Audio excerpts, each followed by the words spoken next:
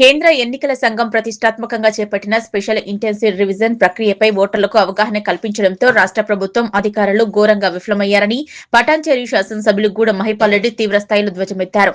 సోమవారం Patancheru GMR convention సెంటర్లో ఏర్పాటు చేసిన మీడియా సమావేశంలో ఆయన మాట్లాడారు. ఈ నెల 12న పటాన్చెరు మాజీ మంత్రి హరీష్ రావు రానున్నట్లు ఎమ్మెల్యే ప్రకటించారు.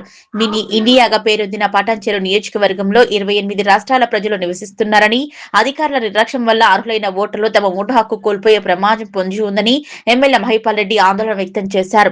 ప్రభుత్వం బూత్ లెవెల్ అధికారులు క్షేత్రస్థాయిలో ఆశించిన మేరకు పనిచేయడం లేదని మండిపడ్డారు. గతంలో పశ్చిమ బెంగాల్లో మమతా బెనర్జీ నియోజకవర్గంలో 70,000 ఓట్లు తొలగించబడిన విషయాన్ని ఈ సందర్భంగా గుర్తు చేశారు. కేంద్రంలోని బీజేపీ రాష్ట్రంలో కాంగ్రెస్ ప్రభుత్వాలు ఎస్ఐఆర్ పేరుతో బీఆర్ఎస్ ఓట్లను తొలగించేందుకు కుట్ర పన్నాయని ఆరోపించారు. రాబోయే బల్దియా ఎన్నికల్లో హైదరాబాద్ మున్సిపల్ కార్పొరేషన్ పరిధిలోని 9 డివిజన్లలో బీఆర్ఎస్ క్లీన్ స్వీప్ చేయడమే లక్ష్యంగా పనిచేయాలని కేడర్ కు పిలుపునిచ్చారు. 2 చోట్ల ఓట్లు ఉన్నవారు స్థానికంగానే ఓటు వినియోగించుకునే అవగాహన కల్పించారు. ఈ నేపథ్యంలో ఎస్ఐఆర్ ప్రక్రియను మరియు బీఆర్ఎస్ పార్టీ డిజిటల్ మెంబర్షిప్ పై పార్టీ శ్రేణులకు బూత్ లెవెల్ ఏజెంట్లకు దిశానిర్దేశం చేశారు. ఈ నెల 12న పటాన్చెరులోని జీఎంఆర్ కన్వెన్షన్ సెంటర్ లో భారీ అవగాహన సదస్సు ఏర్పాటు చేయనున్నట్లు ఎమ్మెల్యే జీఎంఆర్ ప్రకటించారు. ఈ సదస్సుకు ముఖ్య అతిథిగా సిద్దిపేట ఎమ్మెల్యే మాజీ మంత్రి తన్నీరు హరీష్ రావు హాజరవుతారన్నారు. నియోజకవర్గంలోని ప్రజాప్రతినిధులు, బీఆర్ఎస్ ముఖ్య నేతలు, కార్యకర్తలు భారీ సంఖ్యలో తరలివచ్చి సదస్సును విజయవంతం చేయాలని పిలుపునిచ్చారు.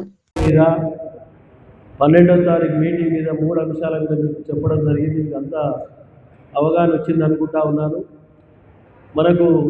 మన ముందున్న జటిలమైనటువంటి సమస్య ఏంటంటే, మొన్ననే జరిగిన 2-3 నెలల కింద జరిగిన పశ్చిమ బెంగాల్ ఎలక్షన్లో ముఖ్యమంత్రి కాన్స్టిట్యూన్సీలోనే 70,000 ఓట్లు తీసేసి ఆమెను ఓడగొట్టడం జరిగింది. ఇది ఎగ్జాంపుల్గా చెప్తాం. ఆ విధంగా మొదలే మనం జాగ్రత్త పడాలి. 2002లో జరిగినటువంటి ఒక ఎస్ఐఆర్ ఇంచుమించు 24-25 సంవత్సరాల కింద జరిగినటువంటి ఒక సర్వే ఇది. మళ్ళీ ఇది 20 సంవత్సరాలకు వస్తుందో ఎప్పుడు వస్తుందో తెలియదు. కాబట్టి ఇది ఇంపార్टेंट सब्जेक्ट। नॉर्थ इंडियन भाई लोग मैं एक गुजारिश कर रहा हूँ, आए नॉर्थ इंडियन वाले संजय आए क्या आप लोग करेंगे? नॉर्थ इंडियन वाले पश्चिम बंगाल, ओडिशा, झारखंड, महाराष्ट्र, कर्नाटक, केरला, तमिलनाडु वालों का भी 2-3 दिन के अंदर मीटिंग करेंगे। उसका हिंदी में एक पॉम्पलेट छप के घर घर को भेजने का भी इंतजाम कर रहा हूँ मैं। 2-3 गाड़ियाँ देके घर घर घूमना आप लोग। రేపు 2-3 రోజులలో మీకు డేట్ ఇచ్చి ఈవినింగ్ అవర్స్ మీటింగ్ పెడతాం. మన మీటింగ్ పెట్టి క్యాన్సిల్ అయింది కాబట్టి 2-3 రోజులలో మీటింగ్ పెడతాము.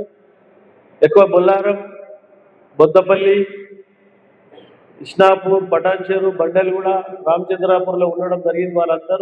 వాళ్ళందరికీ అదర్ స్టేట్ వాళ్ళ మీటింగ్ ఇట పెట్టి వాళ్ళకి అవగాహన కలిగించి ప్రతి ఇంటికి హిందీలో, ఇంగ్లీష్లో, తెలుగులో 3 భాషలలో పాంప్లెట్ కొట్టి వారికి పంపించడం జరుగుతూ ఉన్నది.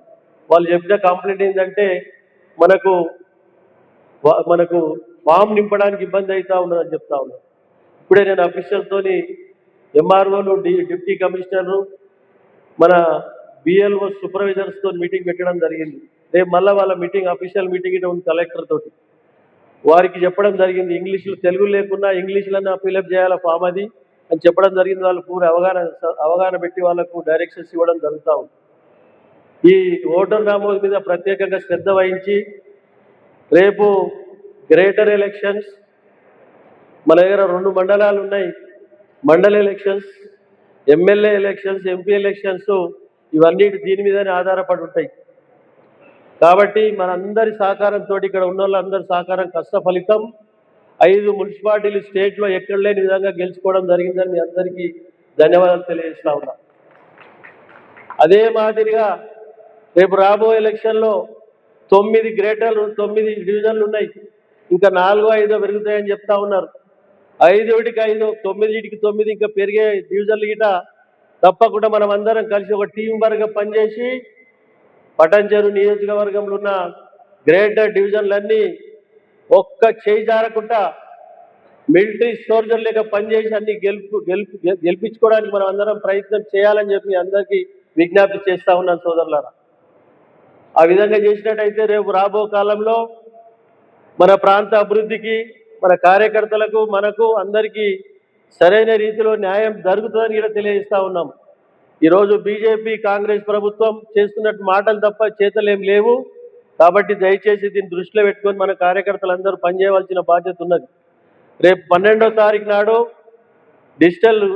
డిజిటల్ బోర్డులో ఇది ఏ విధంగా మన ఓటర్ నమోదు చేసుకోవాలి అని దాని మీద మనకు హరీష్ రావు అని వస్తాడు. 2 hours ఇక్కడ ఉంటాడు. 9 గంటల నుంచి 12:30 వరకు మీటింగ్ ఉంటుంది.